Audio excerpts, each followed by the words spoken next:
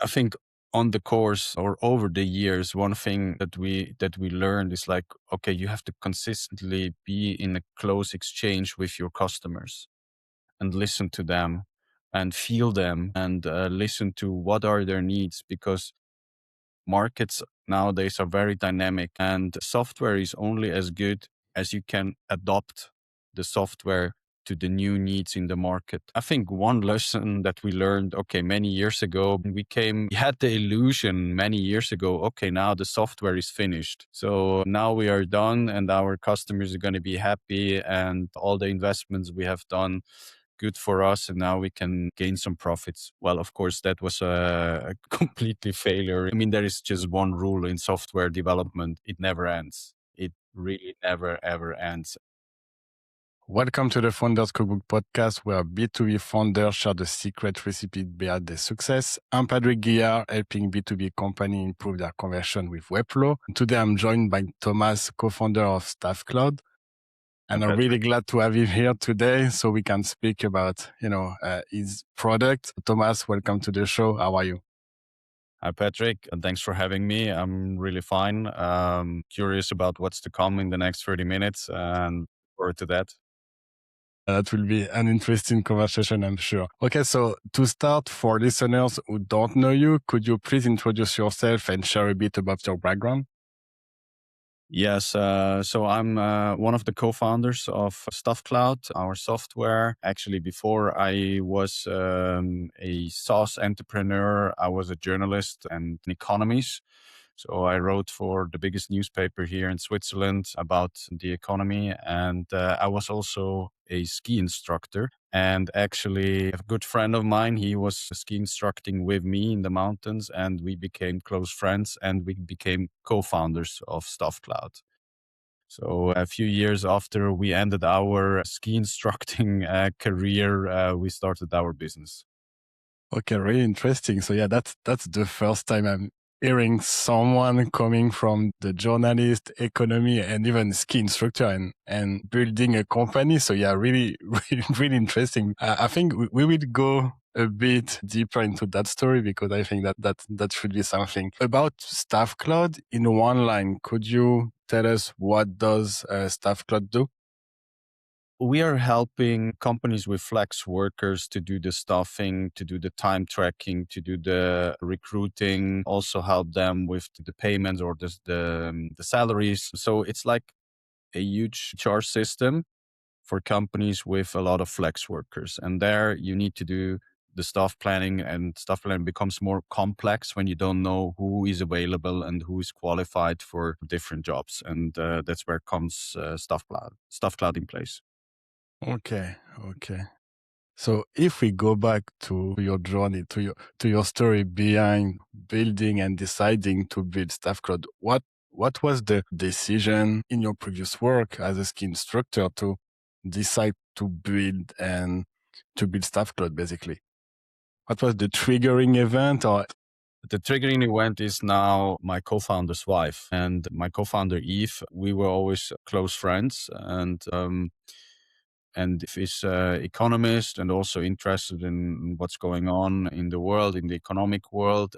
One day, his wife came back home, or now it's his wife. At that time, it was his girlfriend. And she was working for a staff provider here in Zurich. And this staff provider, they were growing and they had a problem with the whole administration and the whole staffing of the people. There were a lot of mistakes with the staffing going on, and time tracking wasn't really precise and so on. And she came home one day and she said, I think they need a software to okay? cover all those processes. Then Eve was curious, well, is there something on the market that covers that particular need or that particular requirements for staff providers with a lot of flex workers or hourly workers, whatever you want to call it. And he didn't find anything in the first place. And a few days later, we met for a beer. And he said, Nadia came home, told me about this, and I didn't find anything on the market. Maybe there is a niche. Maybe we should follow up that idea. And then, yes, that's how it started. Okay, so it's like every time there is like a gap in the market, so that's the right time basically to start ideating and fix Mhm. that problem. So yeah, I really like that story. That's a unique story. Okay. So maybe if you can give us a little bit more detail about who is your ideal customer, who is Staffcloud for? You touch a bit on that's Mhm. for a staffing company or company who are using flexible workers, but could you give us a bit of more information about your ideal customer? Yeah, so like this is like, or yeah, it all starts with do they employ flexible workers or hourly workers? That's how it starts, and then they should have like a pool of these hourly workers that they are assigning to different jobs. If that is given, then we might be a fit for them with our software. We do have like several industries that we are serving. I mean, we have a lot of sports stadiums that are working with us. We have promotion companies, of course, staff providers, healthcare organizations, even schools with teachers, because they also need to be assigned flexible. Some of the teachers are not working like 9 to 5. So we are not while we are scheduling people, but we are not like the standard scheduler. A standard scheduler or standard scheduling tool does shifts. You have like an early shift, a late shift, a night shift, and you have got full-time employees, and they're always available. And then you just assign those full-time availables to the different shifts. That's not what we do. I mean, nowadays we can do it as well because we have customers like huge event locations. They not only employ flex workers, they also have full-time employees. And then they want to have like one system that covers everything. That has become very complex, and Staffcloud has grown a lot, and we have to develop not only solutions for the flex workers, also now for the full-time employees. I mean, that is challenging, but makes it interesting. And so this is like the ideal customer. So they Okay. have high need. They have a high need for the planning, and they have a complex staff planning. So that's where we come into place. Okay. And how is that working? Is that you because I remember saying that it was some kind of you were looking for because you are looking for specific skills. And if I, for example, go back to the stadium event, you have some specific event, and maybe depending on the event, you will have other specific skills you need for example, for security or for maintenance, etc. And what is your differentiator from another company who is, doing like you said, like shift, for example? Yes. One thing we do before we do the actual assignment or before we actually assign a person to a certain job, we do several, we call it auto matching between the qualifications of the person and the function that she's going to work, this person. And qualifications could not only be like she speaks French or she knows how to work in security, this person could also be like, for example, depending the distance to go to a certain location. I mean, we have promotion agencies, sales promotion agencies that do nationwide sales promotions. And now imagine you're in Germany and you have a sales promotion and you're based in Hamburg, but you're doing a promotion in Munich. Then you are looking in your pool for people that are really close to Munich or are in Munich itself, based there, so that you don't have to pay the whole travel fees. And we are doing all this matching. So Staffcloud automatically matches the perfect person to the job in the background. Okay. And also checking the availability, because these people you never know, because they're flex workers, can be students, can be like single moms that work in part time, and then they have to be flexible with when they're gonna work. So we check the availability, we check the skills, we do that all in the background, and then we match these people with their job. Okay, that's very interesting. Never heard about that matching. So yeah, it could save a lot of time for the company who are using Staffcloud just too much, and also to reduce, as you said, to reduce the transfer fee, to be sure that you are getting the flexible workforce for your event or for your campaign. So interesting. I If mean, I Yeah. we were talking just before a little bit of the French Open in Paris, a huge tennis tournament. And there you have like hundreds, probably thousands of flexible workers at the security gate, in the stadium, etc., for people that are doing the catering or that taking care of the VIPs and so on and so on. So to manage all that, to plan all that, you need to have a tool. Otherwise, you are lost. Yeah, I can imagine all the stuff that that is happening, behind the scene just to organize that kind of event. Yeah, that could be a lot of headaches. If I go back to really the beginning of building Staffcloud, so first question, since when are you building Staffcloud now? We founded the company 2007. We are already quite a bit on our journey. In the beginning, when we started, Eve and I, we were both still working in our previous jobs. So he was working as an economist for the Swiss National Bank, and I was still working as a journalist for a newspaper here in Zurich. And so we worked parallel at the same time. So we are fully bootstrapped. We did not have any funding. So money we earned from our previous jobs went into the new company, plus also in the beginning financed our salary. Okay. Okay. Interesting.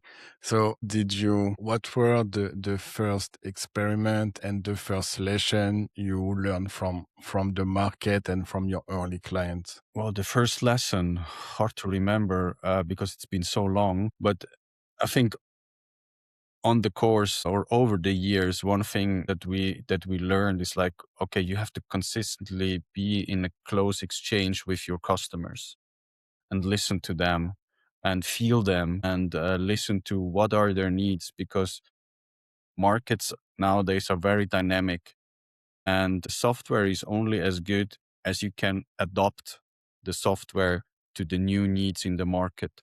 I think one lesson that we learned, okay, many years ago, we had the illusion many years ago, okay, now the software is finished.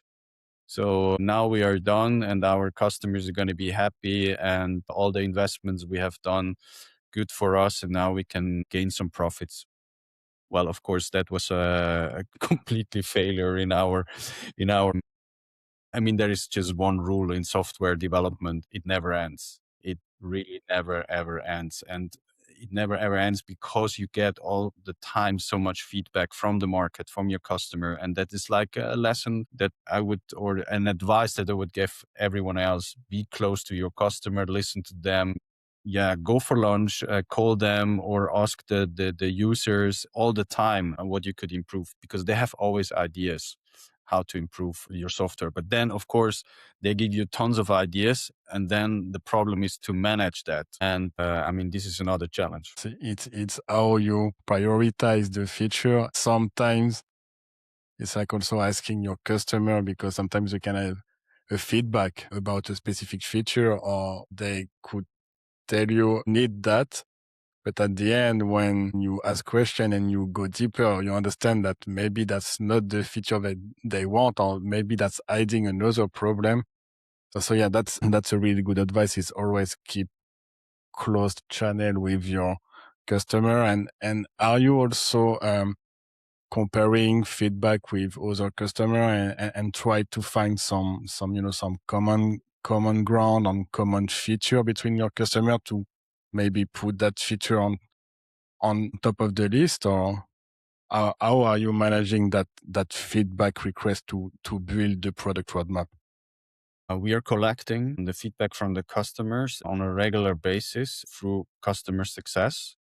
So nowadays, our customer success team is those who are the closest to the customers and hear the needs on first hand. And we are collecting that, and we have like weekly meetings where we just discuss all this feedback that comes from the customers. And part of that feedback flows into our roadmap. Of course, some customers have sometimes weird ideas in our eyes, and then you have to filter that. Which of those ideas will make sense for our big picture, for the strategy, for the vision of the company? I mean, this is really like sometimes this is the biggest challenge, to find the right balance between never losing your vision and the track that you are on to accomplish that vision, and also fulfilling the requirements of the customers. Yeah, yeah, you're totally right. And one thing I want to mention is you have on your website your page with the log. So basically, it's the feature, the announcement of the new feature, and you Yeah. have also the part where you can request new feature, and that's quite unusual for a company like yours, or even for other company, because usually it's like it's close gated in a way. And I like that you are building that kind of in public. And it's like you see that more in community project or open source project. And I like what you did basically for your company. So I don't know if what was the idea behind putting that basically on the website and putting that in public? But the best ideas come from the customers. It's very simple.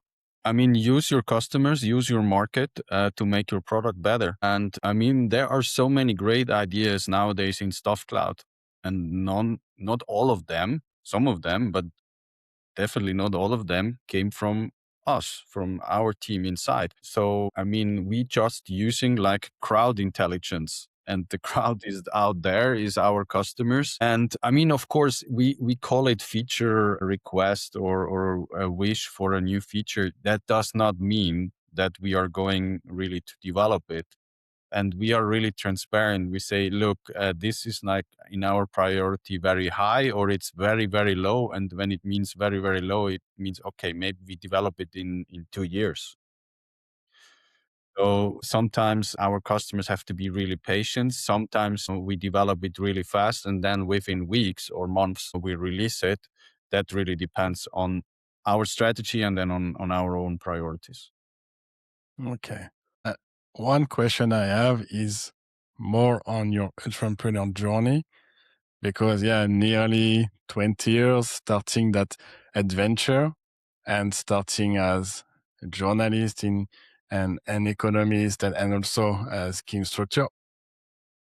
What did you learn about running a business in the course of those 20 years? Because I think you have a lot of knowledge to share, I think. Yes. What did we learn? Oh, we learned so much on this journey in so many areas, personally, business wise, also regarding the team, for example. I mean, one of the biggest assets you can have as a company is like your team. And I mean, yeah, it takes quite also some time to build a team, not also to build a product and to build a team. Because when you have a really productive and good team, well, work is more fun, you're more productive, you have more satisfied clients, and so on and so on. And I mean, it's easy said to have a good team and build a good team, but it's something that is very difficult. I mean, every football coach knows that it's not easy to create a good team. And well, yeah, there are so many lessons we learned. As I said, business wise, personal wise. I think one thing that we learned is like we had a lot of ups and downs. I mean, it's absolutely normal. I mean, an entrepreneurial life does not exist only of success. I mean, I don't know any entrepreneur that has only success. This is probably just a fairy tale. The reality is very different. And I mean, the good thing about that we are co-founders, we can always support each other. And we both had our really tough moments in those journey, or in that journey. And yeah, we could support each other. And it's Okay. like in a marriage. So your partner is a bit is sad, is down, is like not very motivated, and so on. I mean, this happens. It's just normal.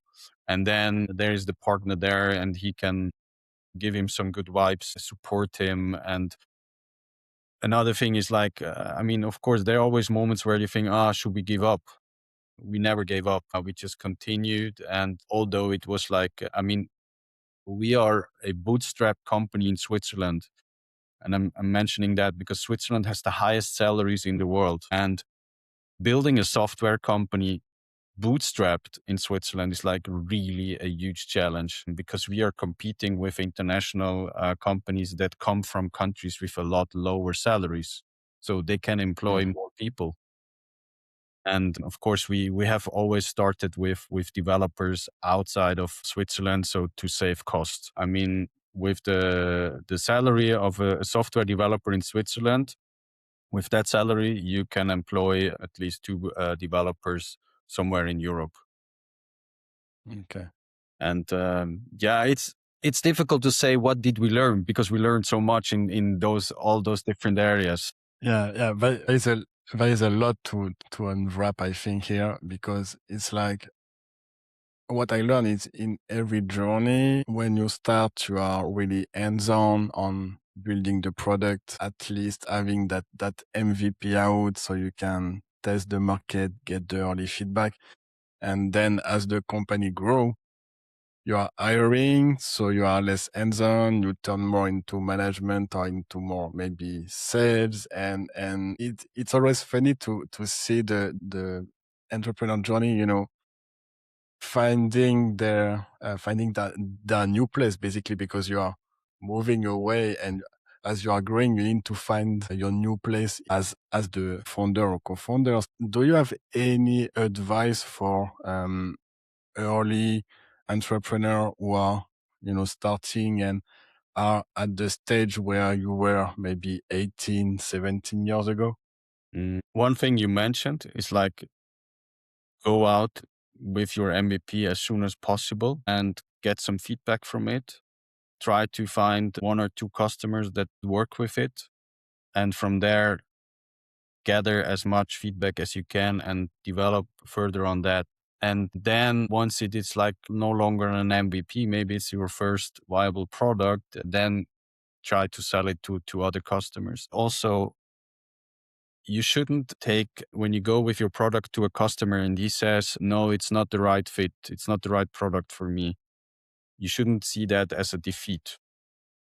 You should see that as like, okay, well, this is like valuable information. I learned something from that customer for myself. I better understand the market. I mean, this is something we still learn today. I mean, yesterday, one of my colleagues, she had a demo with a customer or with a potential customer. Not sure if he's going to switch to Staffcloud very soon, but she could find out really a lot about the market. And I said, okay, maybe we are not going to sign a contract with that customer, but he gave us so much valuable information from the market. And it's like always a matter of perspective. You can say the customer didn't sign the contract. This feels really bad to me. Or you can say, he gave me a lot of information, valuable information for my product. I know more about the market. I know more about the pricing structure I could use for my product and so on. So it's a matter of perspective. I'm curious about, you said something about trying to get out your MVP first and try to get early feedback, but in the case of Staffcloud, it's like really an infrastructure tool. So how do you get your potential customer to switch or at least to try Staffcloud? Because it's like touching to read the core planning and scheduling, and it can be quickly for them. It's like a really sensitive part of their process or part of their activity. So what was your approach to hook those customers and try to switch them to Staffcloud? In the beginning, when we had no customers, I mean, we came on the market. We presented at that time it was called Event Commander, so that was like the product before Staffcloud.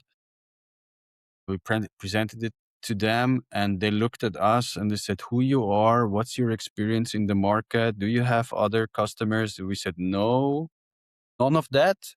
And it was in the beginning, it was really frustrating.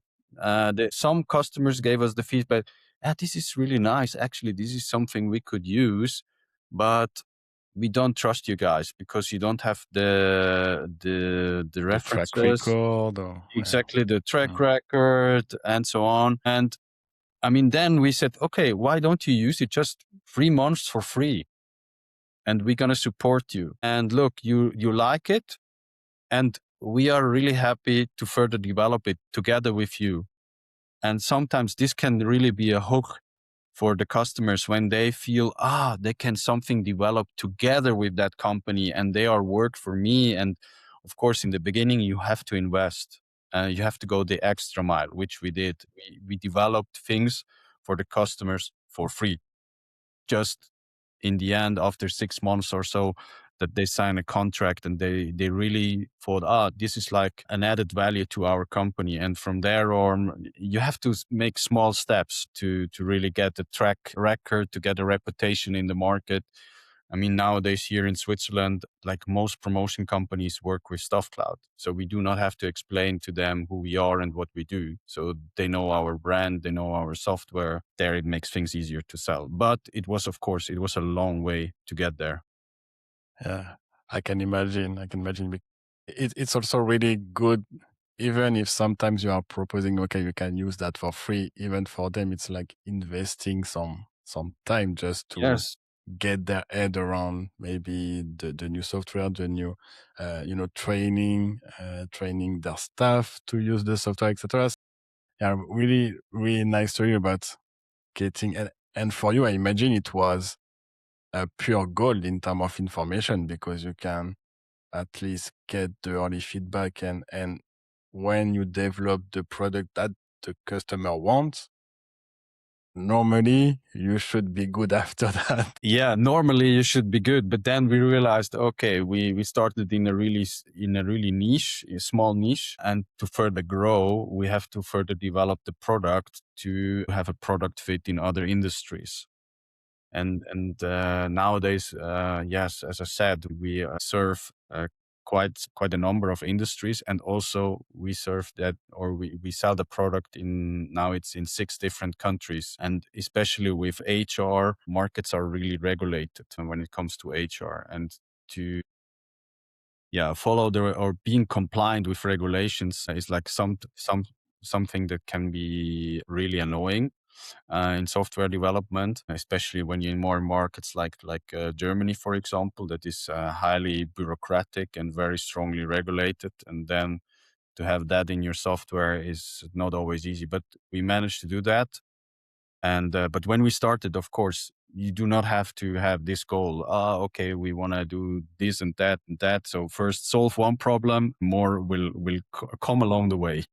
Okay, we are arriving at the end. I have so many questions left, but we are arriving at the end, and I want to be respectful of your time. So I will ask one more question, and then we will wrap up. Is I really like to ask that question every time, is if you could go back in time and at the beginning, what would you do differently? This is actually the question Eve and myself, we ask the last few months or the last 1 or 2 years ourselves quite often, because sometimes we feel we have created something pretty cool, but is it really big enough? Did we really tackle the right market? And I mean, we could have gone in a different direction. We could have become a shift planner.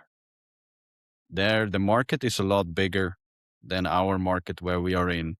But a bigger market also means a lot more competition. So to be honest, I can't give you a clear answer. I mean, we sometimes ask ourselves, should we have gone in a different market, in this shift planning market? I don't know. So I think in life you shouldn't regret too much. And you should be happy with what we have done and appreciate what we have achieved so far. So probably I wouldn't change a lot. Okay.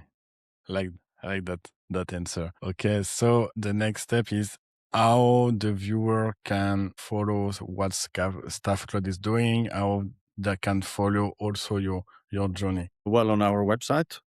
Website, LinkedIn also, And maybe. LinkedIn, we are not very good in with working on LinkedIn and telling the news on LinkedIn, but mostly on our website, and a little bit on LinkedIn. Okay, I will add the link on the show note. Any final word, Thomas, just to wrap up the conversation? Well, it was a pleasure, Patrick. Well, Thank thanks you. for having me. It was really nice conversation. I hope I could give some insights from our journey. This episode was really interesting to get your insights. Yeah, 30 minutes is really short, and I have still a lot of questions. So maybe we will do an episode 2 when you have more news to share about Staffcloud. So thanks Thomas for sharing your insight. And if you enjoyed this conversation, please subscribe to the Founders Group podcast and see you in the next episode. Thank you, Thomas. Thank you. Bye bye.